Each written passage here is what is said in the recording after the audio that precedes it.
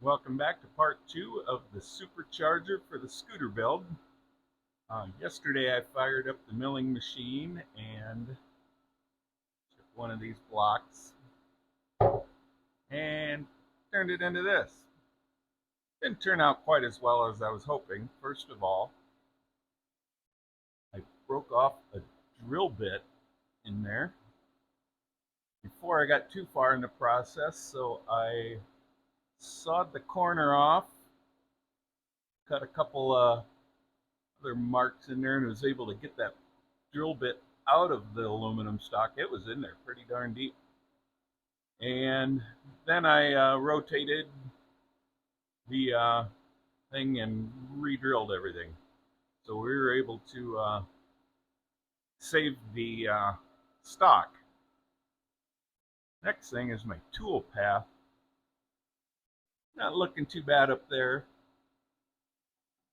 Look at the bottom of those grooves.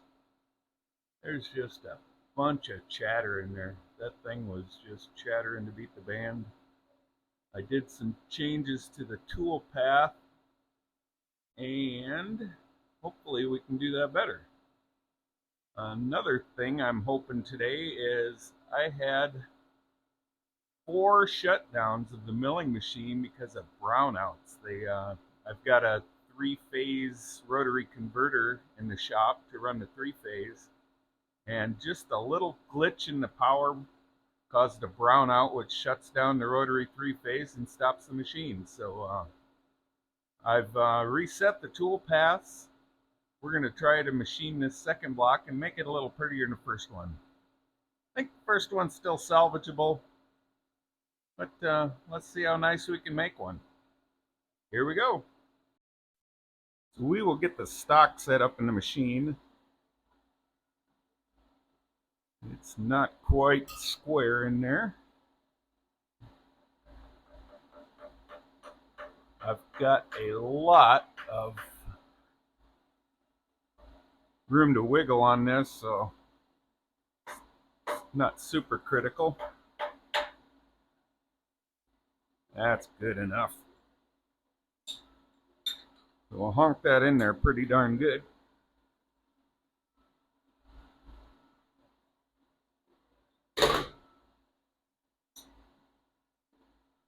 That's not going anywhere. I'm going to load up the timer tool.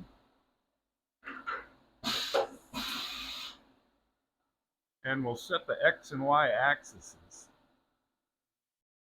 Oh.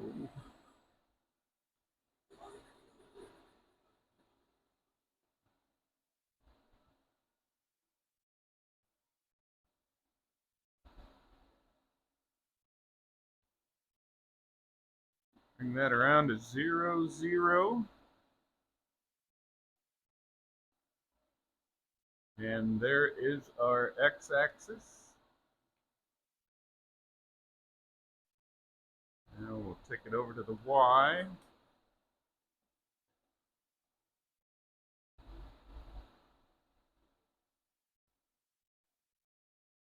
Bring it to 0, 0. And we are set.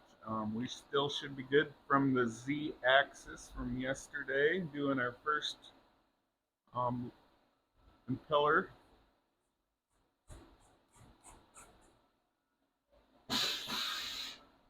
Now we're ready to load the program. Check out this sketchy setup.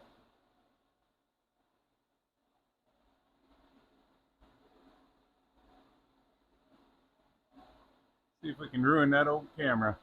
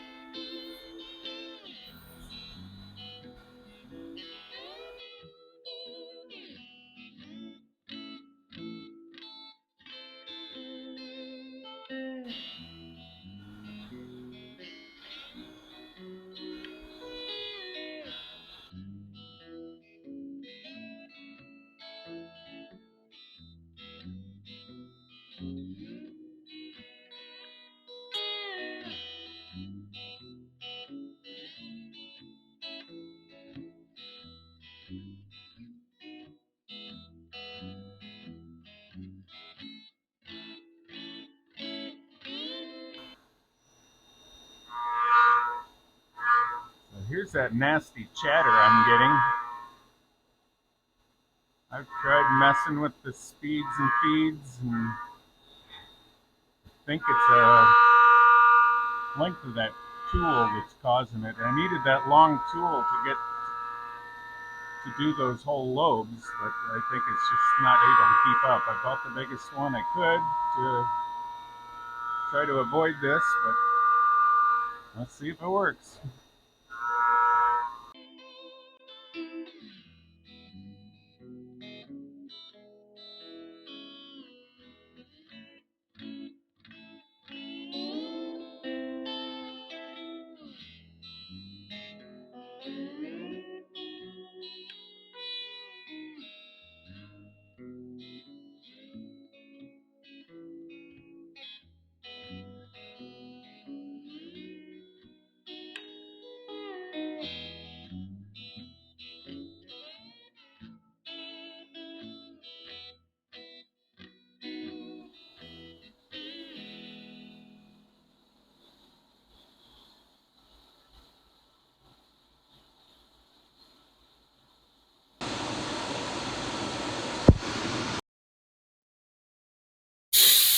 Let's see what we got.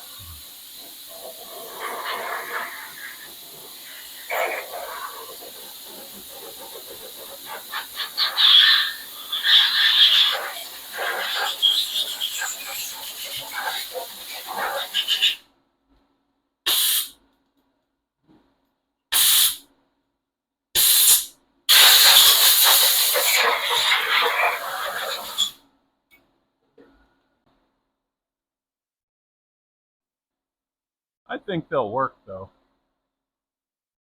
Let's get things set up for doing that, taking this bottom off to figure out how to hold these in the machine while we take that off. How to center a hole, indicate a hole in your machine and through there.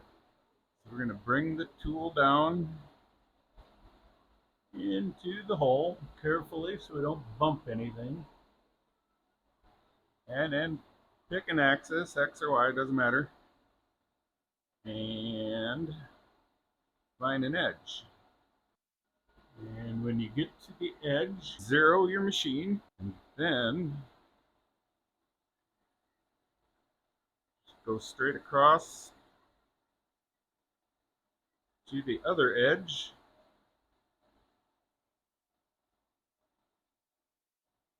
Now read the number on your machine and divide it in half.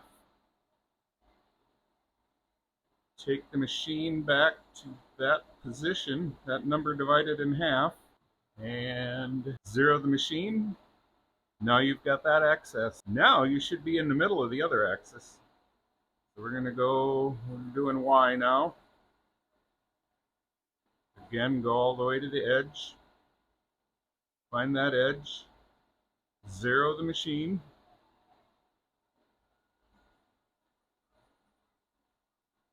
Go across to the opposite edge.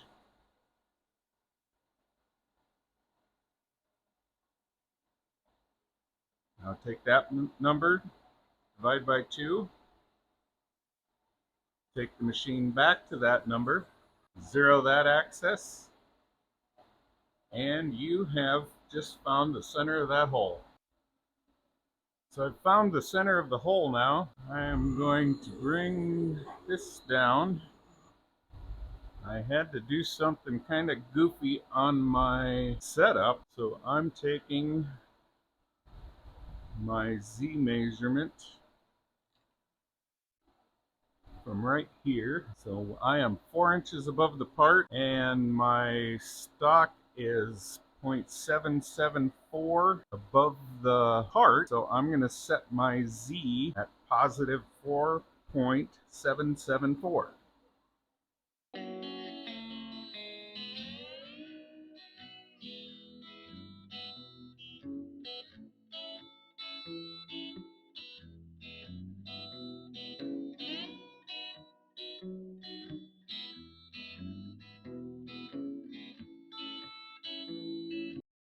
And here are the finished lobes.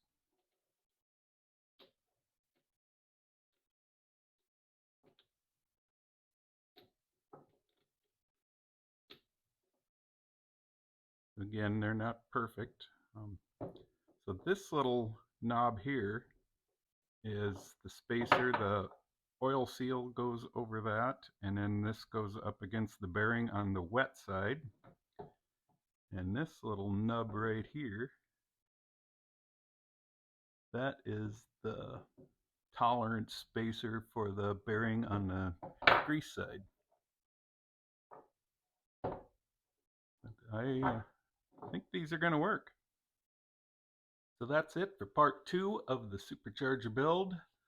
Next I'm going to do some more tweaking on the pump case itself, and hopefully start to machine that case pretty soon. So thanks for watching. Stay tuned, like, subscribe. We'll see you next time.